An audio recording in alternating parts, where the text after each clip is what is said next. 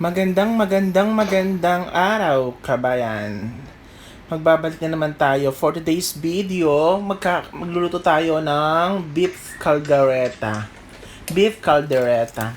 So, yan yung finished product natin, mapapansin niyo. So, share ko sa inyo paano ko siya ginawa. So, yan. Inom muna tayo ng tea bago ang lahat. 'Di ba? So, umiinom ako ng green tea every morning. Kami yung dalawa ng alaga ko. So yan, madali lang yung pag-iinom ko kasi nga marami pa tayong gagawin. After natin na magluto, maglilinis pa tayo, 'di ba? So inugasan ko muna yung mga yung mga karat na mga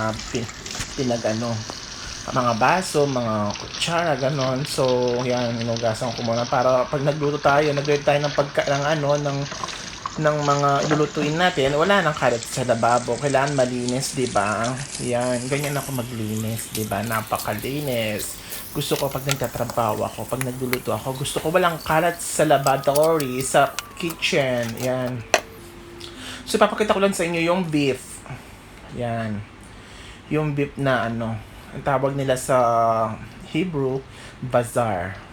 So, yung mga meat niyan, mga beef. So, 'di ba? Fresh 'yan. Binili ng alaga ko 'yan. So, for today's video, magluto tayo ng beef. By the way, my name is Richie, caregiver in Israel for more than 3 years. So, thanks to God because sa tagal na tayo, at habang tumatagal tayo dito, lalo tayong tumitibay. 'Di ba? Dahil sa Panginoon. So, dapat nagpapasalamat tayo lagi sa Panginoon. So, ikakat na natin yung beef.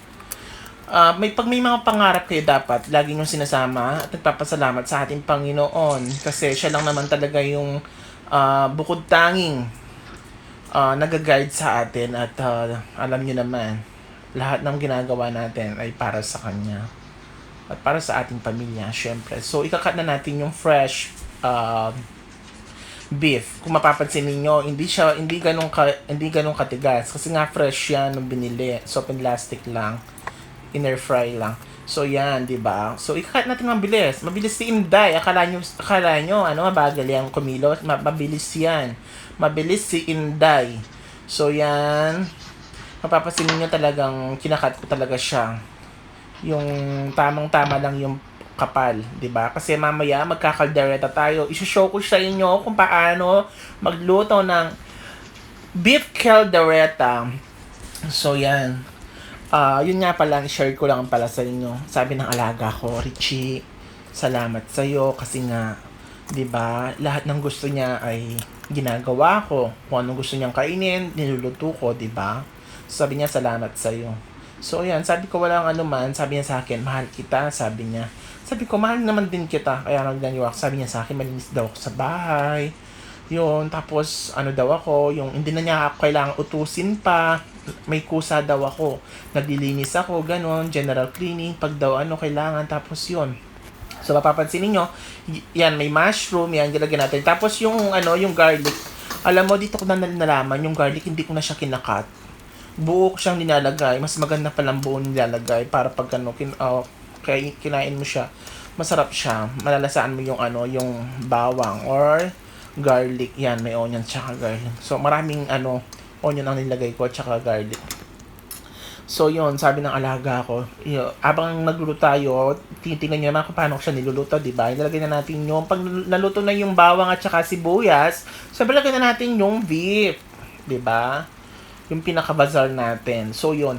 Tapos, share ko lang sa inyo, sabi ng alaga ko, hindi na niya daw ako, may initiative daw ako, may kusa daw ako sa trabaho, tsaka hindi na niya ako kailangan utusan pa.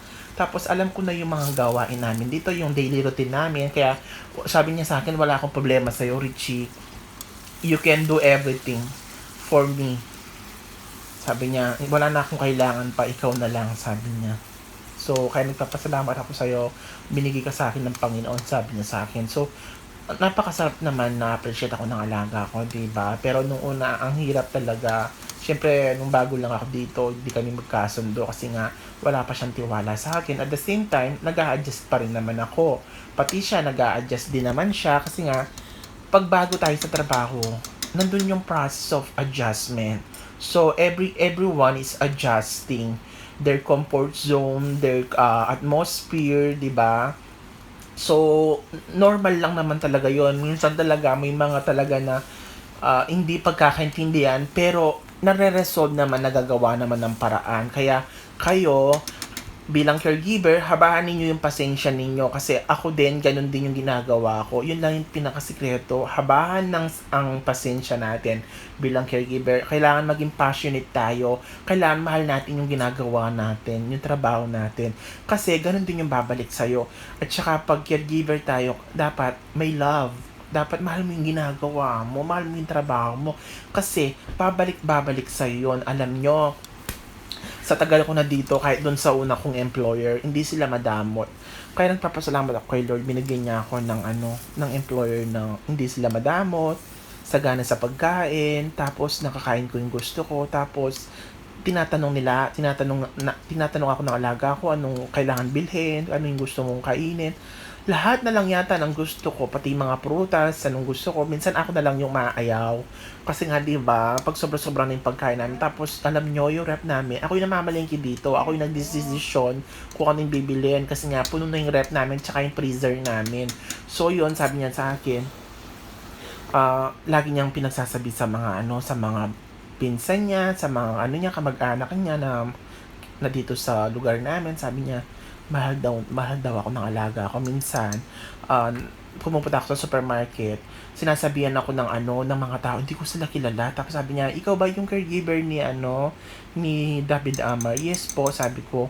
Tapos sabi niya gano'n, alam mo, mahal ka ng alaga mo. Sabi niya, masipag ka daw, masikaso ka daw, caring ka daw, tapos malinis ka daw sa bahay, tapos yun, kaya mahal na mahal ka niya. Sabi ko, ay salamat po, ganun din po naman po ako. Sabi ko, mahal ko din yung alaga ko. Kaya dapat, tayong mga caregiver, kahit saan man tayo sa sulok ng mundo, mga OFW, mahal natin yung trabaho natin. Una lang talaga na mahirap kasi nga, lalo na pagbago ka lang sa trabaho, hindi mo talaga makukuha agad-agad yung tiwala ng iyong employer. Kailangan magano kayo, mag-exert kayo ng effort ng malasakit at saka caring. Pag nakita nila yon, marirealize nila, mapapamahal sila sa inyo. Yun yung ko, advice ko sa inyo.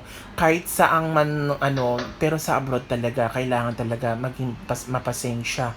Tapos, yon sa tagal ko na dito sa Israel, sa totoo lang, mahal ko talaga yung alaga ko. Parang tatay ko na rin. Kasi ang tawag ko sa kanya, tatay. Sabi ko sa kanya, siya yung tatay ko dito habang nandito ako sa Israel, di ba? Lahat ng mga concern ko, sinasabi ko sa kanya. Tapos, lahat naman na pagbibigyan ako. Pag birthday ako, binibigyan ako ng pera, ng gift. Mostly, pera talaga binibigyan niya sa akin kasi alam niya na kailangan ko yung pera. Kasi, hindi naman ako materialistic na bagay.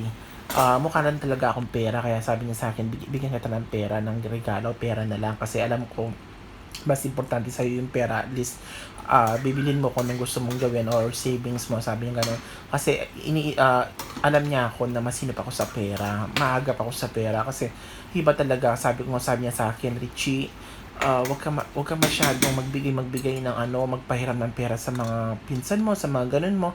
Ingatan mo yung perang pinagpaguran mo. Kasi yung perang pinagpaguran mo, sabi niya, hindi naman madaling trabaho mo dito. Sabi niya, na-appreciate ko yung ginagawa mo. Pagod na pagod ka dito. Kaya, sabi niya, isave mo yung pera mo. Wag mong ipagsabi yung mga pera mo, ganyan-ganyan.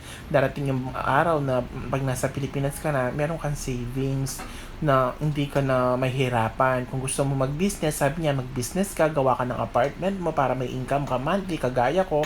Kahit matanda na ako, maliban sa pension ko, tsaka sa insurance ko, sabi niya ganun sa akin, may mga apartment ako na pinaparent. Sabi niya, may income ako. Sabi niya ganun.